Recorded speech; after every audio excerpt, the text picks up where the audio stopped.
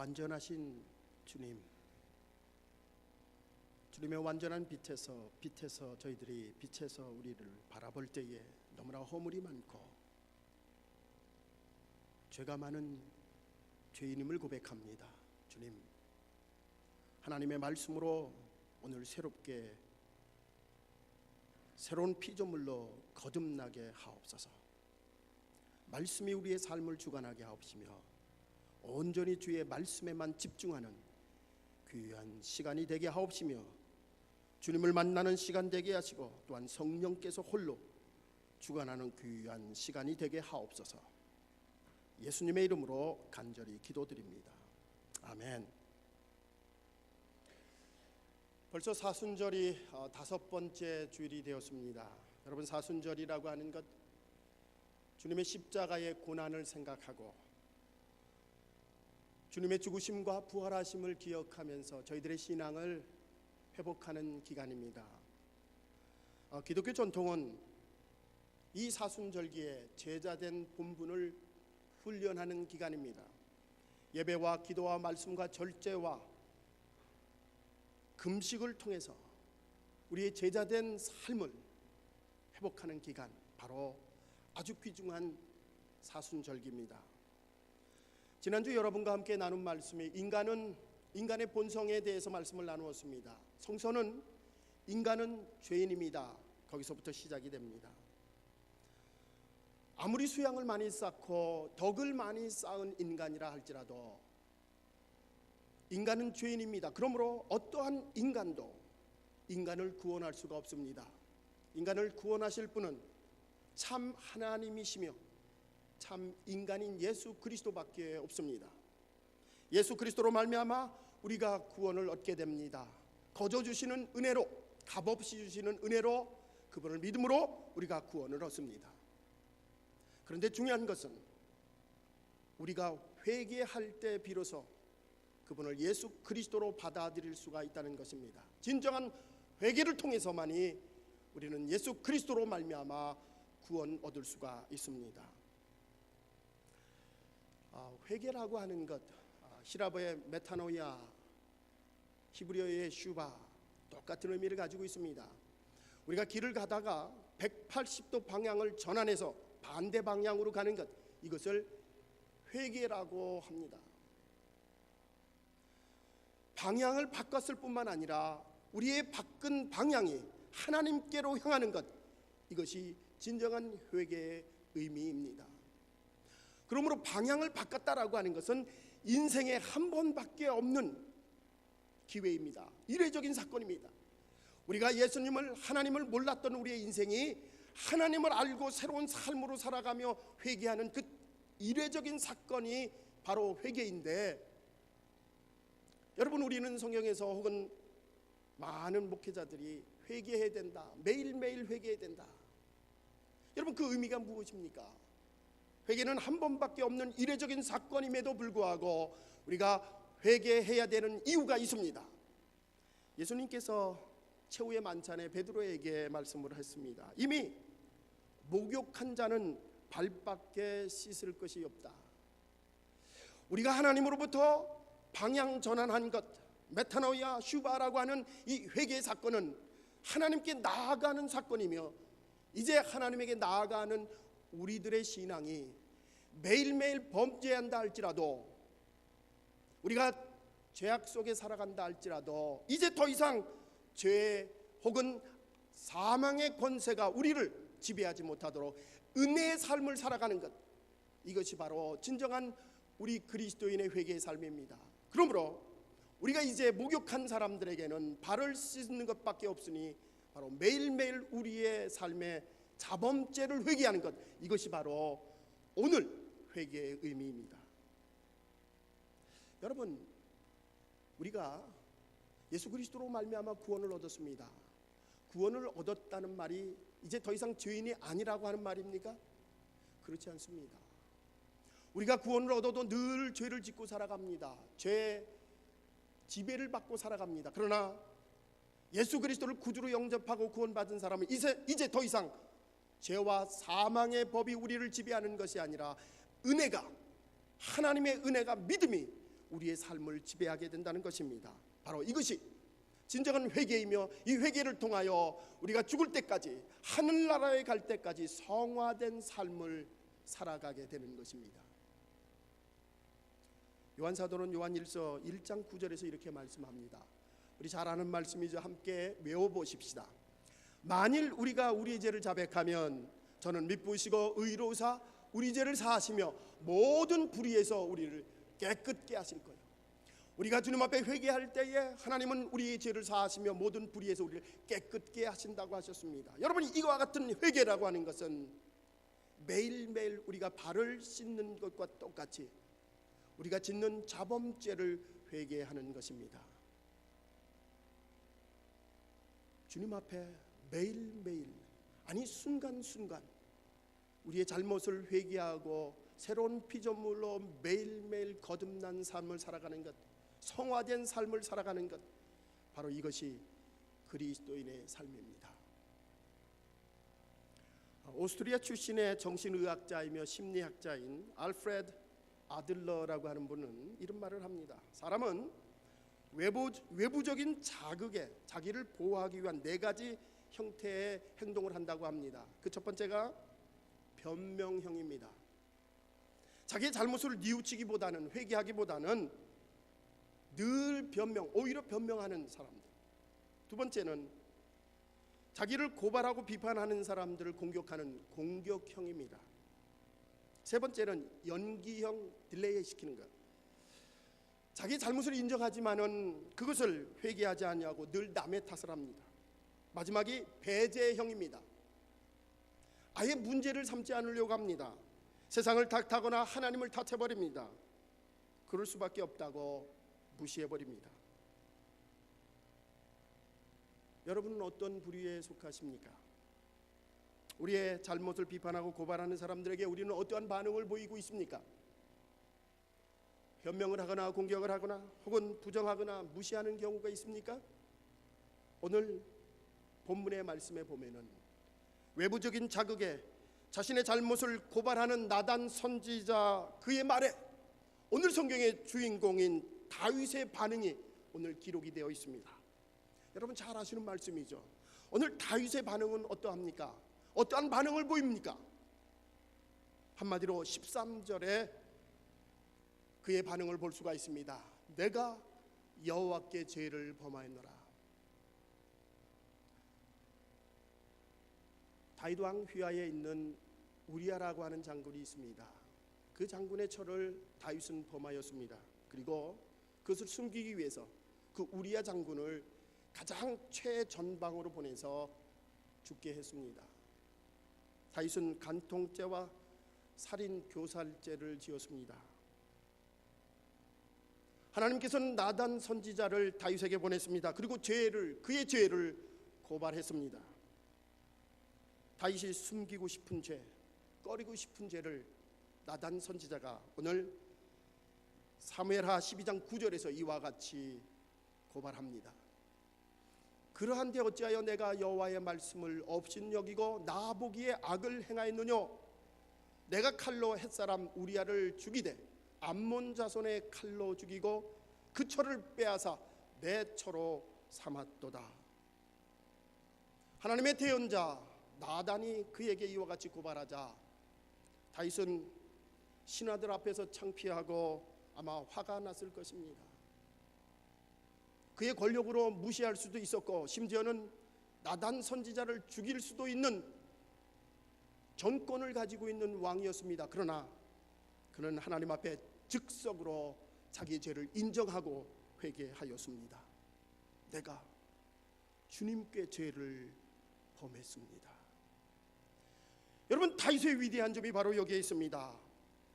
다윗이 죄를 지었다는 것, 자랑하는 것, 아니 잘했다라고 하는 말이 아니라 그는 죄를 지었을 때에 하나님 앞에 납작 엎드리고 겸손한 마음으로 죄를 인정할 뿐만 아니라 하나님 앞에 회개하였습니다.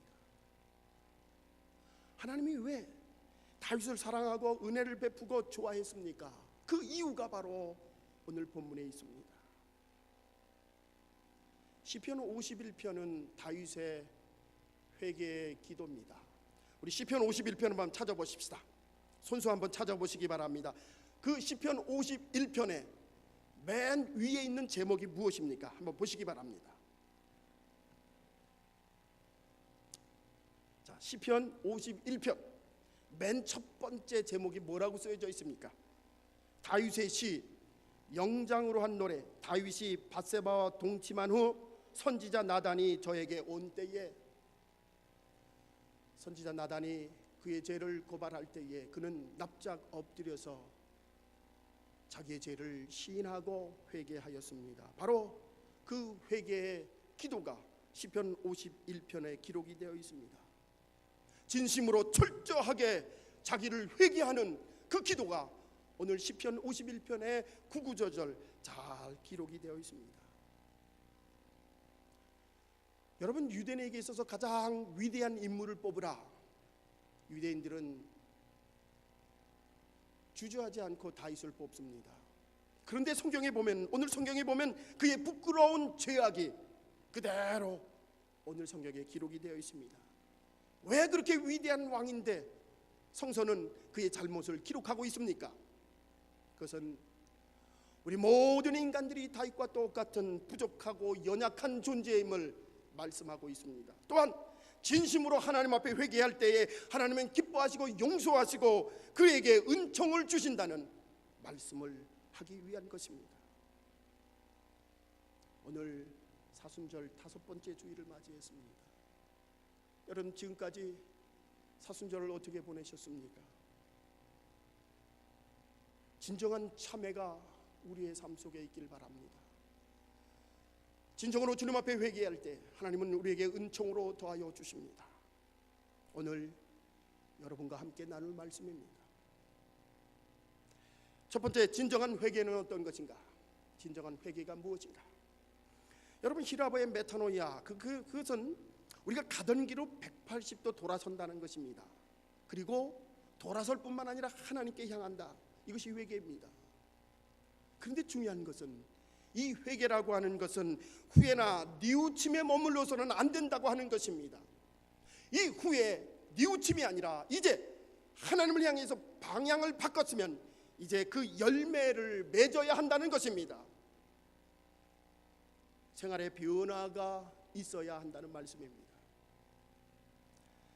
잠언서 지혜자는 26장 11절에서 생활의 변화가 없는 회개를 이렇게 꼬집어 말하고 있습니다. 함께 같이 읽읍시다.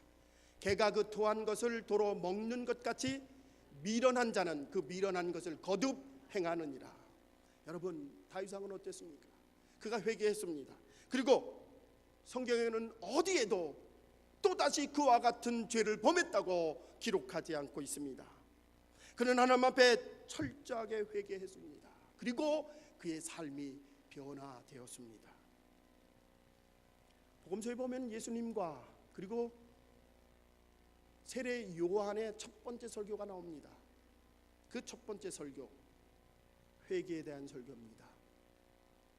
회개하라, 천국이 가까웠느니라. 여러분, 마태복음 3장에 보면은, 특별히 8절에 보면은 사도 요한이, 아니 세례 요한이 회개하라, 천국이 가까웠느니라 회개 설교를 하면서 3장 8절에 이와 같이 결론을 맺습니다. 그러므로 회개에 합당한 열매를 맺으라. 그러므로 회개에 합당한 열매를 맺으라. 누가복음 19장에 보면 삭개오가 예수님을 만납니다. 그리고 그가 생활의 변화를 일으키는 고백을 누가복음 19장 8절에서 이와 같이 말합니다. 삭개오가 가서 주께 여짜오되, 주여 보시옵소서, 내 소유의 절반을 가난한 자에게 주겠사오며 만일 네 것을 토색한 것이 있으면 4배나 갚겠나이다. 여러분, 진정한 회개는 우리의 삶의 변화가 있어야 합니다. 나의 생활이 변화되어야 합니다. 한국 초기 기독교의 출발점이라고 말할 수 있는 사건은 원산의 영적 대각성운동입니다. 그 기점으로 해서 한국 교회가 급속도로 성장하게 됩니다. 토마스 하디라는 우리 감리교 선교사님이 1903년 8월 선교사 연합 기도회에 참석하며 성령의 충만함을 받습니다. 성령의 인도하심을 받고 그 첫 주일 설교, 원산교회에서의 첫 주일 설교 앞에서 그는 자신이 교만했고 믿음이 없음을 교인들 앞에서 회개했습니다. 하지 선교사는 백인의 우월감과 자만감을 가졌던 것을 그 모든 교인 앞에서 회개했을 때에 한국 교인들도 하디 선교사님을 미워했고 속였다는 잘못을 그들이 회개하기 시작합니다. 이런 지도자의 회개가 1907년 평양 영적 대각성으로 이어지게 됩니다. 우리가 잘 알고 있는 길선주 장로님이 그의 신학교 졸업반에서 마지막 설교를 하면서 나는 아간과 같은 사람입니다. 1월 15일 밤 길선주 목사님은 두 가지 죄를 고백합니다. 형제들을 질투했던 죄, 불의의 선교사를 증오했던 죄를 고백합니다. 그는 성령의 이끌림을 받아서 하고 싶지 않은 그의 죄를 고백하자 많은 교인들이 성령의 충만함을 받아 죄를 고백하기 시작합니다. 길선주 장로님의 아들이신 길진경 그분의 상황 기록에는 이렇게 쓰여져 있습니다. 한 교인이 또 일어나 자신의 죄를 자복하기 시작했는데 그는 음란과 증오, 특히 자기 아내를 사랑하지 못한 것뿐 아니라 일일이 다 기억하지 못한 온갖 죄를 자복하였다. 그는 기도하면서 스스로 억제할 수 없이 울었고 회중도 따라서 울었다. 1907년 1월 15일자 맥튠 선교사의 브라운 박사에게 보내는 선교 보고서는 이와 같이 기록하고 있습니다. 몇 사람은 믿음 전에 자기 친구를 살해했음을 고백했고 많은 사람들이 하나님의 율법을 모조리 범죄했음을 고백했으며 교직원들이 도둑질을 했음을 고백했고 그들 가운데 있었던 질투와 미움도 고백했다. 1월 16일 장대현 교회 수요 기도회에서 주공삼 장로는 자신이 저지른 공금 횡령죄와 간음죄를 공개적으로 자백하였다. 여러분, 한국 기독교는 1907년을 기점으로 해서 1907년 이전의 기독교는 회개 없는 기독교, 그저 서구 종교를 받아들이는 개화의 수단으로 받아들이는 기독교였으나 1907년 진정한 회개가 있고 그들의 생활이 바뀌면서 진정한 그리스도인이 되기 시작합니다. 성령의 임재하심이 한국 땅에 임했고 모든 성도들이 회개하며 올바른 신자로 거듭나게 되었습니다. 여러분, 중요한 것은 그들이 회개한 것으로 끝나는 것이 아니라 당시의 유명한 배상 운동으로 이어지게 되었습니다. 재정적인 손해를 보였거나 혹은 신체적으로 상해를 가했을 때에 회개할 뿐만 아니라 재정적으로 그들을 배상했다는 것입니다. 당시에 첩을 두는, 아들을 못 낳은 사람들이 첩을 두는 관행이 있었고 또 노비를 두는 관행이 있었습니다. 그들이 회개하고 나서는 그 첩을 다시 돌려보냈고 천불 천냥 이상 주고 샀던 그 노비가 보는 앞에서 노비의 계약을 다 불태웠을 뿐만 아니라 자기의 수양딸로 삼게 되는 배상 운동이 일어나기 시작했습니다. 여러분, 영적 대각성이 우리 한국 1907년, 1903년과 1907년에 일어나면서부터 한국 기독교는 급속도로 발전하고 급속도로 변화되기 시작합니다. 1907년에 장로 교인 수가 34%가 늘었습니다. 또한 감리 교인 수는 118%가 늘었습니다. 기독교 학교가 1906년에 208개가 1907년에 344개, 136개 학교가 건설되었습니다. 여러분, 진정한 한 개인의 회개와 진정한 한 나라의 회개가 우리 대한민국의 근대화를 가져오게 되었고, 오늘날 기독교의 부흥을 가져오게 되는 가장 기본이 된 틀을 만들게 되었습니다. 여러분, 우리 한국 기독교의 이 기틀은 회개 운동으로부터 시작이 되었습니다. 이사야 연자는 1장 18절에서 이렇게 말씀합니다. 여호와께서 말씀하시되 오라 우리가 서로 변론하자. 너희 죄가 주홍 같을지라도 눈과 같이 희어질 것이요 진홍같이 붉을지라도 양털같이 되리라. 주님은 우리가 회개할 때에 주홍 같은 죄도 용서하시며 진홍같이 붉은 죄도 양털같이 희게 사하여 주십니다. 목사님, 나 자신부터 주님 앞에 바로 서기 위해 회개하고, 우리 교인들뿐만 아니라 우리의 자녀들까지도 이 사순절기에 회개의 역사가 나타나기를 간절히 소망합니다. 회개할 뿐만 아니라 회개의 열매가 우리의 가정에서부터 우리의 교회와 우리의 커뮤니티에서 나타나기를 간절히 주의 이름으로 축원합니다. 하나님이 가장 기뻐하시는 것은 우리의 상한 심령, 회개하는 심령, 주님 앞에 회개하며 나아갈 때 하나님은 가장 기뻐하신다고 성경은 기록하고 있습니다. 누가복음 15장 7절과 10절입니다. 내가 너에게 이르노니 이와 같이 죄인 하나가 회개하면 하늘에서는 회개할 것이 없는 의인 99을 인하여 기뻐하는 것보다 더하리라. 내가 너에게 이르노니 이와 같이 죄인 하나가 회개하면 하나님의 사자들 앞에 기쁨이 되느니라. 하나님이 가장 기뻐하시는 것, 회개하고 주께 나아가는 것입니다. 다윗 왕은 시편 51편 17절에서 이렇게 고백합니다. 우리 함께 같이 읽읍시다.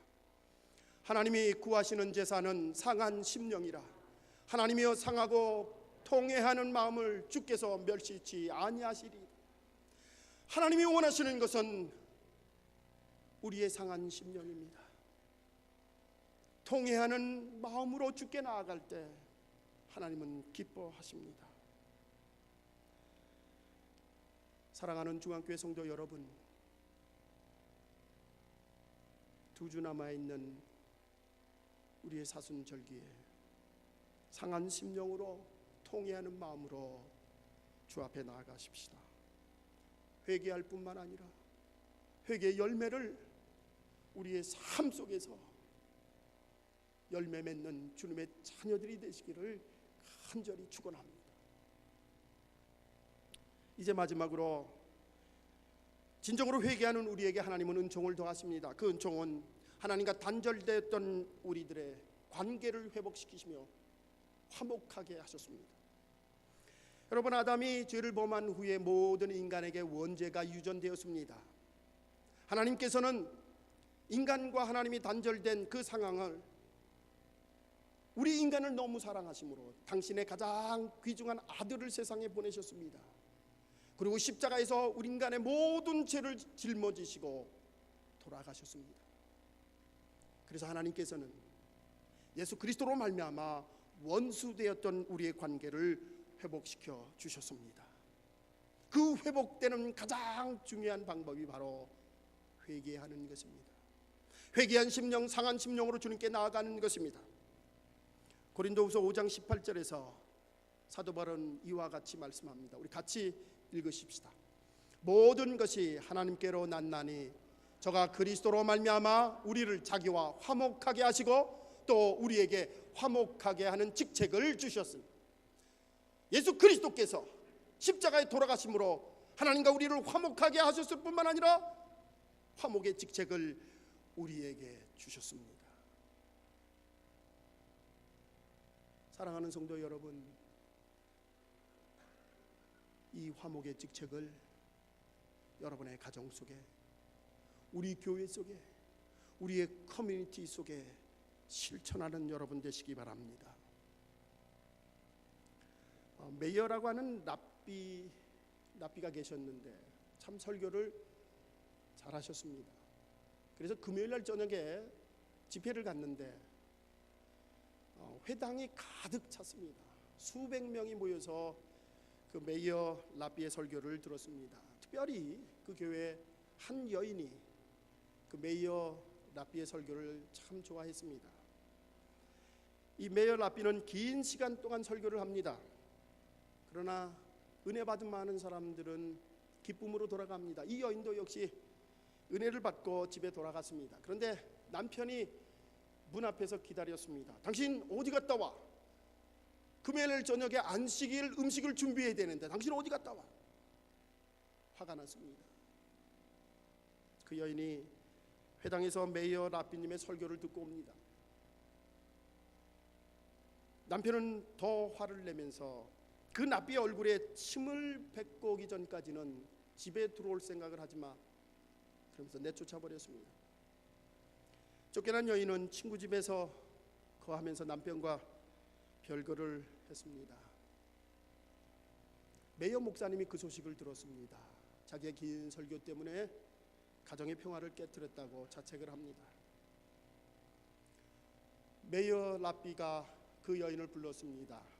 그리고 자기 눈이 몹시 아픈데 타액을 집어넣으면 그 눈이 낫는다고 합니다. 그러니 당신의 타액을 내 눈에 좀 주시기 바랍니다. 어쩔 수 없이 그 여인이 침을 뱉어서 그 라삐에게 눈에 침을 뱉은 거죠. 그 광경을 제자들이 보면서 어떻게 훌륭한 라삐에게 침을 뱉을 수 있냐고 항의를 했습니다. 그러자 메이어 라삐가 이렇게 대답을 했다고 합니다. 가족의 평화를 찾기 위해서는 그보다 더한 일을 할 수 있다네.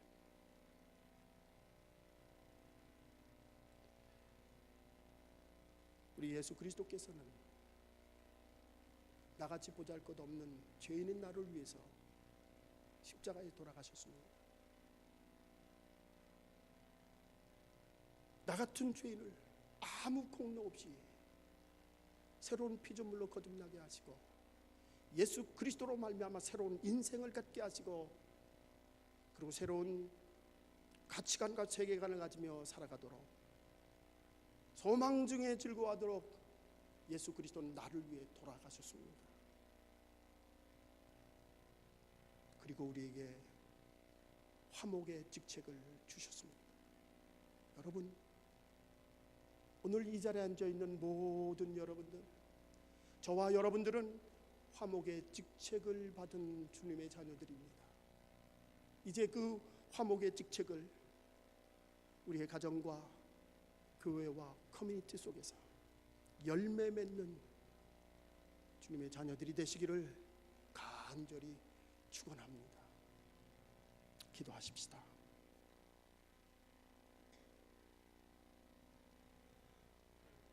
주님이 2016년도도 여전히 사순절을 맞이했습니다.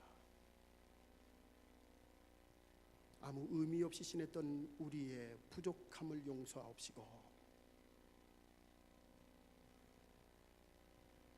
기도와 말씀으로 늘 살아간다고 말하면서도 내 뜻대로 내 방법대로 살아가며